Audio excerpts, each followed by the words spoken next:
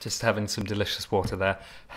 Hello, welcome to what will hopefully be the first of many in commentary tracks over the various short films I've made through the years. This is something I've been wanting to do for a while, but I could never really figure out what would be the best place to put these, where these could live. And then I thought, oh, Patreon. Patreon's a good place because the filthy casuals are going to stay well away from Patreon. This is just for the hardcore the hardcore Henrys. So here we are. Welcome.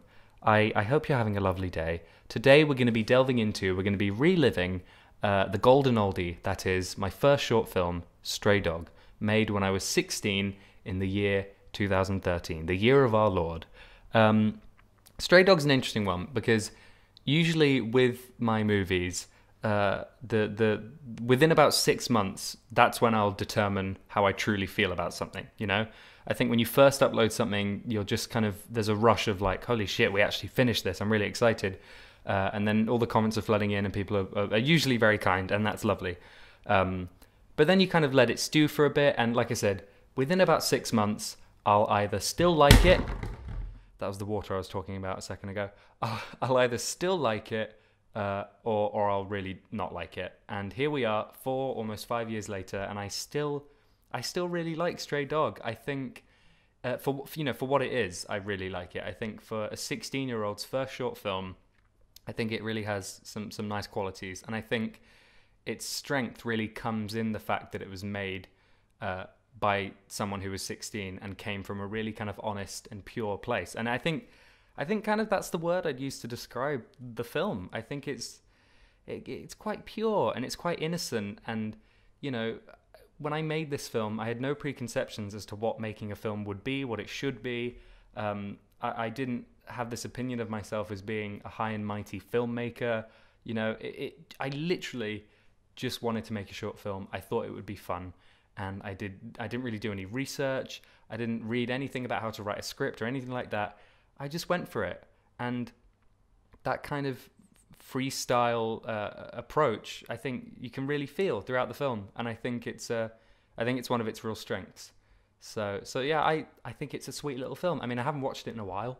I assume I still think it's a sweet little film, but if I don't feel that way, we'll discover that. So yeah, we're gonna give it a watch. And before we properly watch the film, I want to address the only real negative thing that kind of hangs over Stray Dog, and it kind of, I don't know, it's something I grapple with a little bit, is the soundtrack, is the music. If you didn't know, the entire soundtrack is comprised of songs written and recorded by Charles Manson. If you don't know who Charles Manson is, he is a horrible, awful monster person. He's a dreadful, dreadful man. I say is he dead? Did he die? I can't remember. Regardless, terrible human being. And his music is in this film. And you see, back then when I was younger, when I was 16, the debate of whether or not you're able to detach the art from the artist, I leaned very heavily on being able to do that. I felt I could very freely detach the art from the artist. And I think that was just my way of rationalizing certain things and putting this music in my film, because my knowledge of Charles Manson was very limited. I just knew he was kind of a bad guy, but I liked the music and I just put it in my film and I didn't really think about it.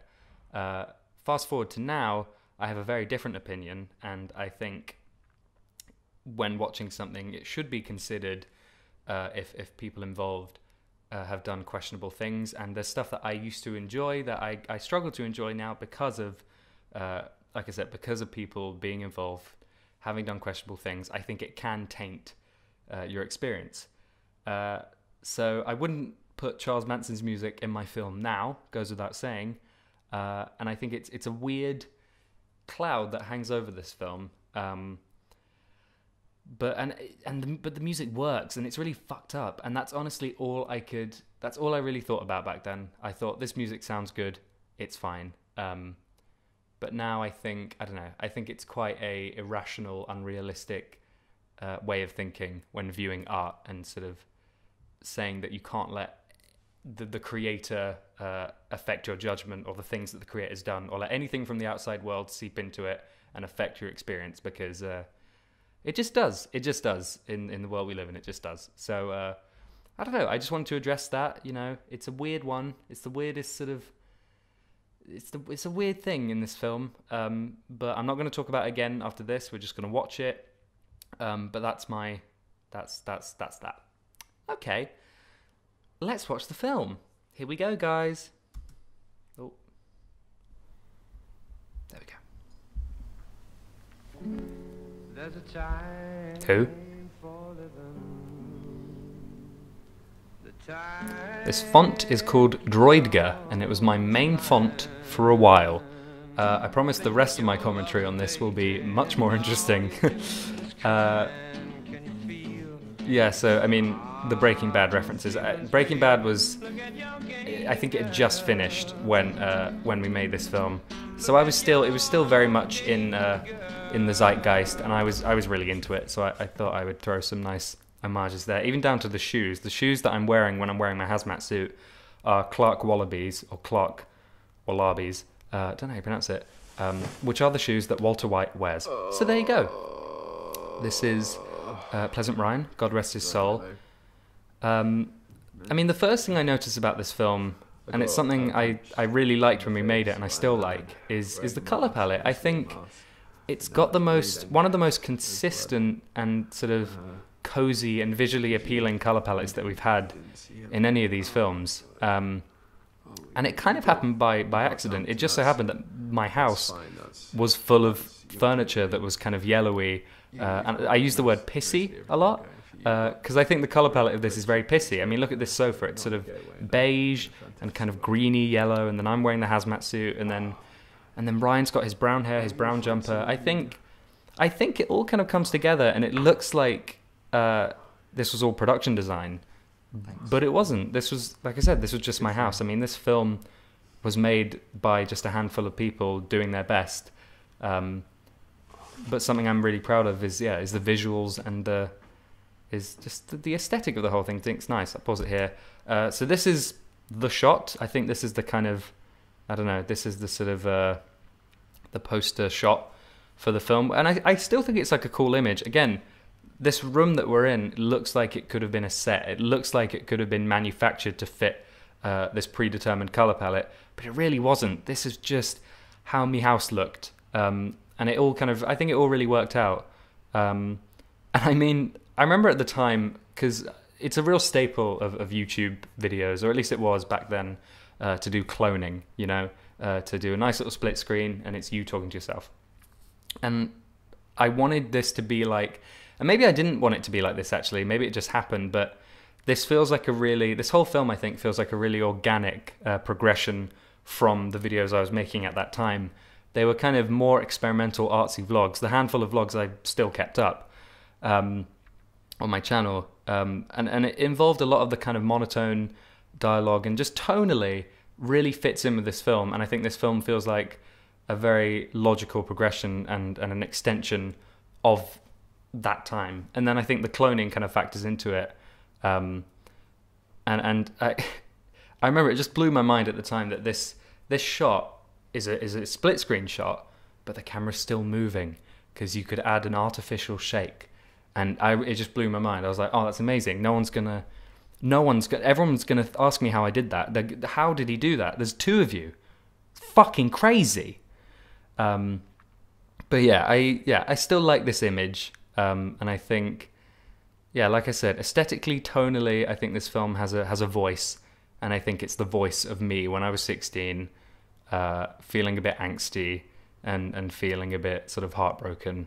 And again, that ties into the whole thing. Just feels quite pure and quite innocent, and it's all just quite sweet, I think. But let's keep playing this thing. So, I think party went pretty well. All right, bit of trivia for you. Pause it again. The shoulder here, this dirty, blurred shoulder on the right of the frame, which is supposed to be Milo 2, or Milo's subconscious.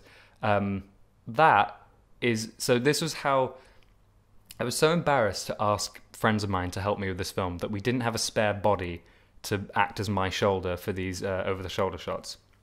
So what we did was, my mum has a lot of mannequins. She likes mannequins. She thinks they're cool, and she had this one which was like a torso of a really buff guy with no arms, no head, no legs. The sort of thing you'd see at JD Sports. And we put like a yellow cardigan on it, and that was it. And that's the shoulder. So every time you see like a shoulder in this film, it's literally a mannequin. And I think I honestly think it's quite convincing. Although looking at this now, it sort of looks like the other Milo's way taller. Maybe? I don't know. But that's just a fun fact for you. That's what these commentary tracks are for, right? It's lots of fun facts, lots of energy, upbeat. Trivia. 107 facts about Stray Dog. I don't think there are 107 facts about this film. Another thing, actually, looking at this frame, see that lamp in the background there? I'm really reaching for trivia here.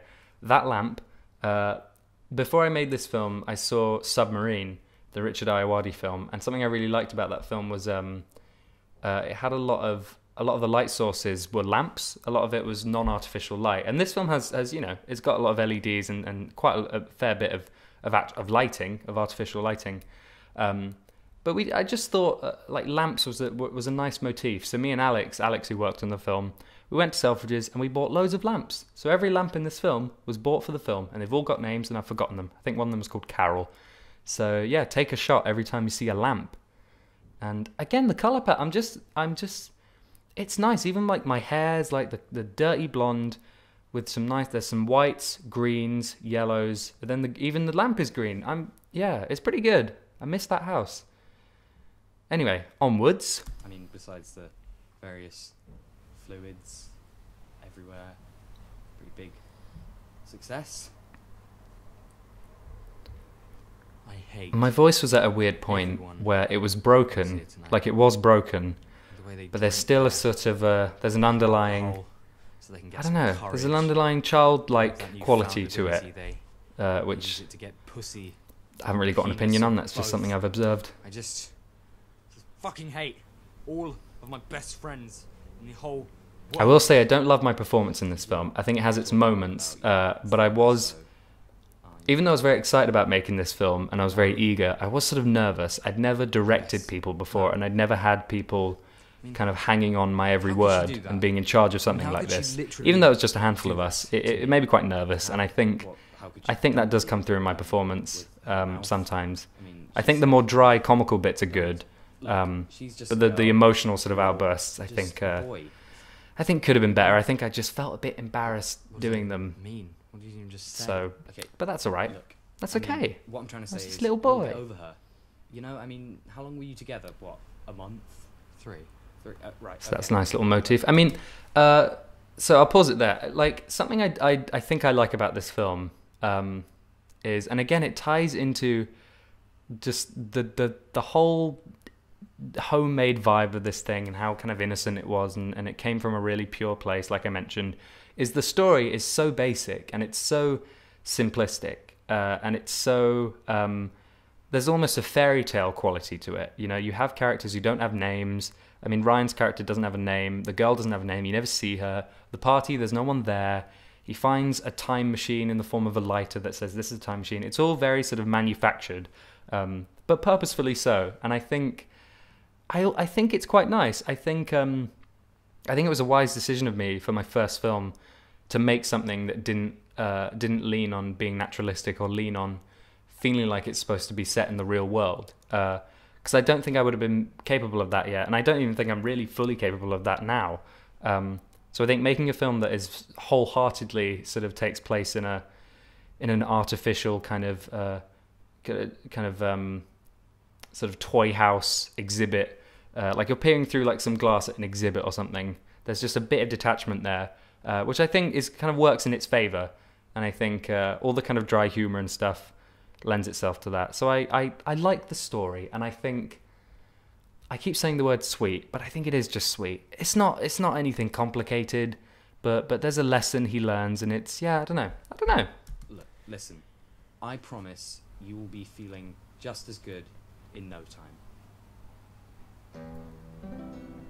I don't think he is. I don't think he's going to feel just as good. Nah, see, he looks sad. I love this shot. This is one of my favorite. I mean, 2 lamps there, by the way. That's Deborah and Oswald. I like this shot. I think I haven't done many like tracking shots like this in a while. Just like tracking into a character's face. I think there's a nice quality to it. I think my more recent stuff, perhaps feels, I don't know, more static and a bit more reliant on like on kind of shaky like handheld. Yeah, this is a nice shot. Well done. And again, the fairy lights, and it's being shot in my room. Like I said, it feels like an extension of the vlogs. It feels like if you had, it's like when this is a very weird comparison. It's like when the Simpsons movie came out, and it felt like the Simpsons, but everything was just a higher production value. The animation was a bit better, but it still felt entirely like the Simpsons. And it's kind of like that. I don't know. This feels like a Bertie vlog from that time, just escalated. And I do like that, and I wish, we're getting into a whole other discussion, but I think this film came about so organically and felt so natural, and people were so kind about it, and I was really happy with that. But it gave me this false idea that I just have to keep making short films, which I think was wrong. I mean, I do vlogs now, so I think a balance of both is really nice, and I think the way one can weave into the other, and the way you can take what you learn from doing more documentary stuff and applying it to the kind of fictional stuff, I think is good. And that's what I did here, and that's what I'm now doing with stuff now that I've gone back to vlogging. And I just wish I could have I could go back. I wish I could time travel and tell myself to chill out and I don't know, and make some vlogs, man. Make some vlogs. This is cool. It's all good. No. See, now that I've told you that the mannequin is there, is it not kind of obvious? It's like that shot in Spider-Man where Mary Jane is swinging with Spidey, and he's just a mannequin, and he's just stiff, and you don't really notice it the first time, but when your attention is brought to it, it's very obvious. It's a bit like that. No, I'm not. I'm depressed. You're not depressed. You're just really, really quite sad. Same. You said I'd be over her by now. I'm not. And I mean, this film, I'm not going to get into the details. This film is based on a very immature outlook I had maybe like a year before I made this, a year and a half, to do with a girl at school, broke up, whatever. Like, it was, it was like, and the whole motif in this film of him being delusional about how long they were together and how at the end he kind of accepts that they weren't together that long, was like a true thing. That's kind of how I felt. I try to sort of, in your head, you try to make things seem like something they weren't. And I don't know, I admire myself in the past for making this film and sort of acknowledging that kind of immaturity. I mean, I think I had a long ways to go in terms of immaturity, and I still do, but I think it's a good message for this little Bertie to put out there. I'm under her. What does that even mean? I remember we used to watch foreign films and try to figure out the plot. Could you not read the subtitles? This dialogue, Classes, what classes? Classes, what classes? I mean, I don't know how I feel about the dialogue. I mean, I'll just tell you now, Stray Dog did not have a script, okay? I'd never written a script in my life, and I thought because I'd be acting opposite myself, I didn't need to. I just remember it, or I'd have a handful of notes written down. And maybe it shows, maybe it doesn't. Maybe there's a weird quality to it. I mean, the whole thing's supposed to feel quite stilted and monotone anyway. That was my whole thing back then. But yeah, it's just crazy there was no script. There was no script for this film, and like classes, what classes, maybe it was made up on the day, and it's like not even a joke, but I don't know, I kind of don't hate it. I don't know. Glasses. Oh, yeah. You have glasses now, though. This shot looks like I don't know. The color palette looks like sailor. Looks like it looks like bath time. A bit of blue, yellow, like a sort of like a duck. What, a month? Like three. Yeah. Okay. Look, I'm sorry. I never said this would be. You haven't been taking care of I yourself. never said this would be really, really interesting. Or if you want to tune off, you can. Okay, calm down. It's not pathetic. Is love? Is love pathetic? I've seen that GIF Yeah, like on if it's Tumblr. I think it one-sided. got quite a few reblogs. Is love Yeah, pathetic? well. Yes, if it's one-sided. You're I would probably disagree with that now. be quiet. I'm be quiet. I'm be quiet. Is that There's a my name? reoccurring thing with the I'm dialogue where Mr. Be like quiet. there'll just be a line, I'm gonna get her like a back. normal line, and then She's gonna feel the so guy in bad the when I'm done with her. hazmat suit Sounds like you're going will to make it attack into her. a joke, and it will just about survive as a joke, but it's not really a I'm joke. going on a walk. Yeah, again, the browns and the greens and the yellows, it's got a look, this film. It really has got a look. And I didn't like I liked films. I've always loved films, but I didn't look to any specific films for inspiration. I mean, besides Submarine and The Lamps, I don't know. I just thought, well, my house is yellow. I know I like the color brown. We can make it look a bit brown. Like, I don't know. It all just came about so organically. And I think in my later stuff, Say it. the stuff that kind of followed quite soon after this, I think I really dude. tried to... I don't know what though. I don't know. I Did think you I ever overthought say, it. I really overthought, love like, what is my vision? You know, what's No. a trademark Bertie Probably. shot? What's all this? What's all that? Who Couldn't can be I that take serious inspiration then. from? You said love. Yeah, I you. don't know. I think it's good to take Love you. inspiration from things, No, I. but sometimes, as especially well. when you're younger, Well, yeah, I mean. I think it can obviously feel she like couldn't you're fit kind of 1 ripping millisecond people off. speech in her Um, hectic schedule. and I think Yeah, I don't know. I obviously. think it just has to come from. Your The thing about this film was that it came from right. before Only everything one else, like before the name. look, before anything, the plot. It came from something inside me where I said, I've matured quite a bit. I'd like to tell other people that that's a possibility. That's something that maybe you I'll can start do smoking. for people my age. And that was it. It came about because I had a thought, a feeling, a theme. And I think that's something that I try to do with a lot of my stuff now, because I didn't You do know, after this. 73%. I was overly kind of aware of like, what's the Are you gonna plot? What's finish the? How's it that going to look? sentence What what's the? I don't know. cancer? It's hard to put into words, but I think it's when you make something Maybe if I before you kill come up with myself anything, come up with cigarettes, like feel really bad. how you want to make sad. the audience That- feel, Yeah. because then I think it'll just come. Because you'd be I don't know. dead. It'll kind of springboard off of that. Who do you think wrote this? Probably a homeless I guy. I don't know where the lighter is now. That was inspired by Looper. I've just talked about ripping Works. people off, and that was I mean, This is an actual tonally this is a very different film to Looper, but I remember watching Looper thinking, Dude. oh, I like the way they time travel. They just cut. What are you gonna do? There's You no gonna like transition or anything. time travel or no? Light up But yeah, the what was I fact. saying? Yeah, I like You could. yeah, that kill- the kill lighter. Hitler. I like that the lighter really is just. It's just a device, and again, it feeds into this being like a fairy tale and all being quite manufactured, and everything in this film serves the final message and serves this character's journey to the point where it all feels. I mean, Ryan's character is just a big exposition machine who just explicitly says things and explains what's going on. And again, I think it works. That stiltedness works. And the time machine thing is just completely a device. He just found it, and it's designed to set him on a journey that will lead to him learning a lesson. And that's it. And I'd love to implement more of this kind of simplistic...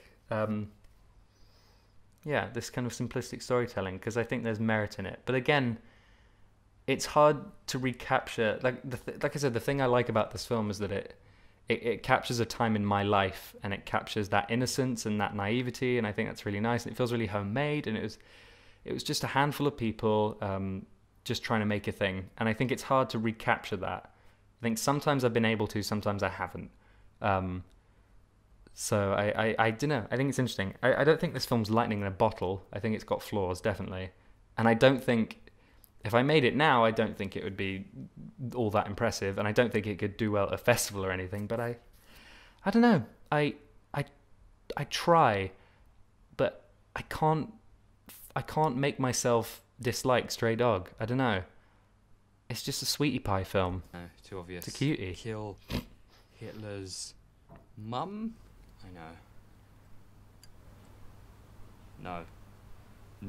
Don't do You it, boy. can't do that.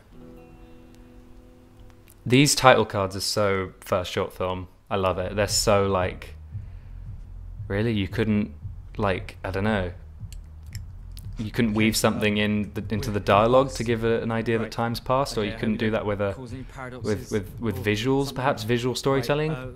I mean, show don't tell, my G. But yeah, it's sweet. Where would she be right now? How should I know? I don't have an intense knowledge of her whereabouts at this party. You're obsessed with her for months. I remember when we were editing this, Alex said that my performance here think she might be was very Martin Freeman-y. we'll just go upstairs Take from that what you will. while she's on the toilet. That's just something I always remember. I like the green party lights going over my face here. Yeah, that's a really good idea. Okay, we'll just find the right time to attack. Not attack. Attack, that says attack. He said that earlier. So, how do we greet her? I mean, people are going to notice 2 Milos lurking around. Every main character name in my films is just the names I like. Like, they're just names that I would one day want to call my children. Milo, Guy, Monroe. I'm not very creative. No, not at all. I'm rubbish. I like this shot. Okay, lamp again. I hope you're all paying attention. So I like this shot because that's Sam, who was working on the film, wearing the mask, and I don't know. It kind of blew my mind. Like, I was like, oh my god, everyone's gonna think that like we've done some really like amazing VFX, or like they've seen. Like, no, mate, I'm just wearing the mask. Just wearing the mask. And I want you to dump. This is that very explicit dialogue I was telling you about. I want you to dump him. I want to be with you. We could do all the things. He's perfect for this role, man. That would be a thing. We would be a thing. The whole It's my sister's room. that we were a thing would be a thing. Yeah, it's just so sort of. I don't think All the pieces are in doesn't place deserve so you as much overtly as to I serve do. this guy's fucking arc. But, Like, it doesn't. just it kind of doesn't matter. squeezing them You- into these you can decide, positions. 'cause no one. I don't care. I want you. I want you. And you know what? I will say, time travel stories are hard. But because this one didn't take itself really that seriously, I really think it works. And I'm still quite impressed with like how the first scene is him having been punched by a guy, a man in a mask, he says. That punch is really limp sounding and slightly out of time, and it's always irked me. But yeah, I don't know, I think the time travel stuff's... I keep saying sweet and cute, but it's all just a bit sweet and cute, isn't it? I think it is. Okay, this is probably my least favourite scene in the film. It's not fair. I like what I'm trying to say here. This is not fair. I like in a minute he throws the lighter. I like that the notion of him kind of casting it aside, this tool for him to sort of act out all these kind of immature desires. But I think my performance isn't very good. I think I'm trying to do something sort of nuanced and grounded, but it doesn't. I just don't think it works because the dialogue isn't remotely nuanced or grounded. It's very on the nose. Why? Yeah, I think I could have done better. And this is another example of me feeling just kind of embarrassed about doing proper acting in front of people. Man, if bad stuff didn't happen to people, all the good stuff wouldn't be as good in comparison. But it's a nice message. It's a sweet little message. You use time travel to get a girl back. Get a girl back. How more selfish can you get? All the things you could have used something amazing like time travel for, and you used it for that. Yeah, I mean, I'd maybe That's dial down the ridiculous. like. You- This is the You need to get over this is the yourself. moral. But it's still one I believe in. It's good to suffer through stuff, and it's good to. I don't know. Just got to chill out. But good, you've learned a lesson, and that's nice. So We were only together for a month. we're only together 1 month. He's learnt his lesson. He's learnt his lesson. I also don't think the title of this film is good. I don't think it's very clever. I think I could have come up with a better one. Oh, he's got a different jacket on. His hair's a bit different. And I do like this. This is the only bit that isn't explained explicitly, but it's quite obvious. This is him from the first time he time travelled in his living room. And I don't know, just him literally looking at himself from that time thinking, boy, you've got a lot to learn, is I think it's quite nice. And that's Stray Dog. You know, Yeah, again, like I said, for what it is, for my first short film made at 16, I think it holds up, and I think it's really sweet. And it was honestly one of the best experiences I've ever had, and I had such a blast making it. And it was, the moment I made this, I knew this making films is what I wanted to do. So I have a lot of love for Stray Dog, and I'm very grateful that I was able to make this at 16 and make stuff from then till now, and will hopefully be continuing to make stuff, because then I can look back on it and reminisce like I am now. So there you go. I hope that was remotely interesting. Let me know what film you want me to do a commentary for next. I was thinking of doing them in order, but I don't know. I don't know what people are more keen to see. And maybe I'll get like guests on, people who are involved in some of the films to talk. And yeah, we'll have a bloody good time. Thank you so much for tuning in. And I hope you have a lovely life. Sure.